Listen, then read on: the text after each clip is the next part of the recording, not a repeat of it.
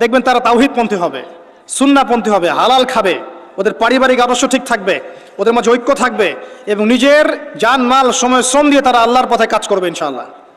দেখে নিয়েন তাদের দ্বারা ইসলামের বিজয় হবে ইনশাআল্লাহ। মাঝখান থেকে কি হলো? মাঝখান থেকে আমি, আপনি, আমাদেরকে আল্লাহ পাক একটা সময় দিয়েছিলেন 30 বছর, 40 বছর, 50 বছর, 60 বছর। এই সময়টুকুকে আমরা অপচয় করলাম, আর কিচ্ছু না। আর এই সময় একটা চান্স, একবার চলে গেলে আর কখনো আসবে না। ইমাজিন, আপনি মনে করেন ইউ আর ডেড, আপনি মারা গেছেন, তারপর বুঝবেন যে আপনি মারা যাওয়ার পরেও উম্মার কিছুই যায় আসে নাই, এই মহাবিশ্বের কিচ্ছু যায় আসেনি, আপনি এসেছেন চলে গেছেন। যখন ছিলাম পৃথিবীতে তখন আমি আমার উপর অর্পিত দায়িত্ব কতটুকু পালন করেছি এর হিসাব আমাকে দিতে হবে পরকালে কিয়ামতের মাঠে। আল্লাহ পাক আমাদের কথাগুলোর গভীরতা বোঝার তৌফিক দান করুন। আমরা সবাই চাই উম্মার উন্নতি, অগ্রগতি, প্রগতি এবং বিজয়, কিন্তু আমরা এখন যা যা কাজ নিয়ে ব্যস্ত আছি এগুলোতে ব্যস্ত থাকলে এই বিজয় অর্জিত হবে না। আমাদেরকে রাসূলুল্লাহ সাল্লাল্লাহু আলাইহি ওয়াসাল্লাম এবং সাহাবায়ে কেরাম রাদিয়াল্লাহু আনহুর মতো করে দ্বীনের পথে কাজ করতে হবে। সর্বপ্রথম দরকার ইলম, ওলামায়ে কেরামের সোহবত, তাসকিয়া, আত্মশুদ্ধি।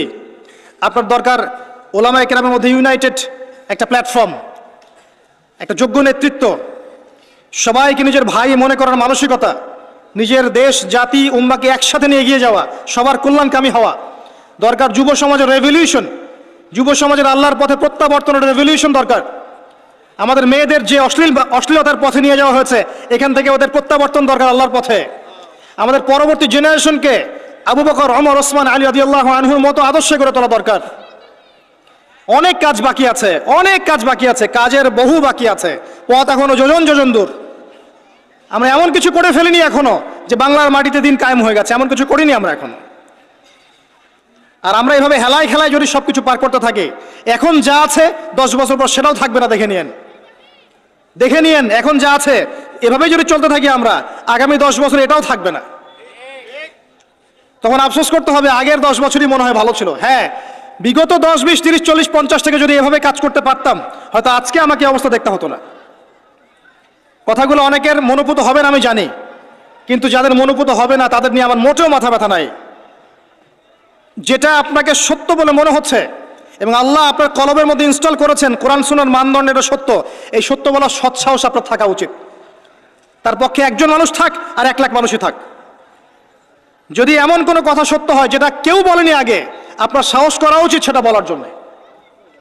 আজকে থেকে 6 বছর আগে বলেছিলাম যে পেপার মানি থাকবে না, বলেছিলাম। আগামী 10 বছরের মধ্যে দেখবেন ইনশাআল্লাহ তাআলা, ওয়াল্লাহু আ'লাম বছর কত, আগামী সময়গুলোতে দেখবেন পেপার মানি বলে কিচ্ছু থাকবে না, ডিজিট দিবেন, খালি ডিজিট।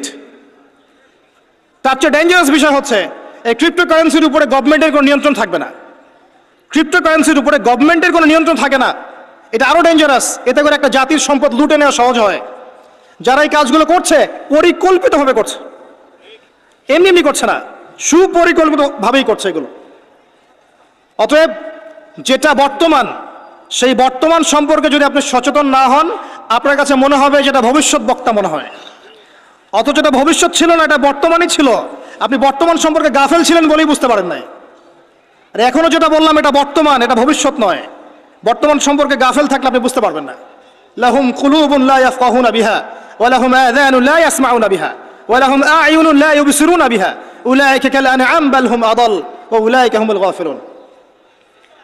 আজকের বক্তব্যের টপিক এটা ছিল না যে আমি আলোচনা করলাম, আমি অন্য কিছু চিন্তা করেছিলাম, কিন্তু আমি আশা করি এই কথাগুলো আপনাদের কাজে দিবে, এই কথাগুলো মানুষের কাছে ছড়িয়ে যাবে ইনশাআল্লাহ। প্রথম কথা হচ্ছে উম্মার অবস্থা ভালো না।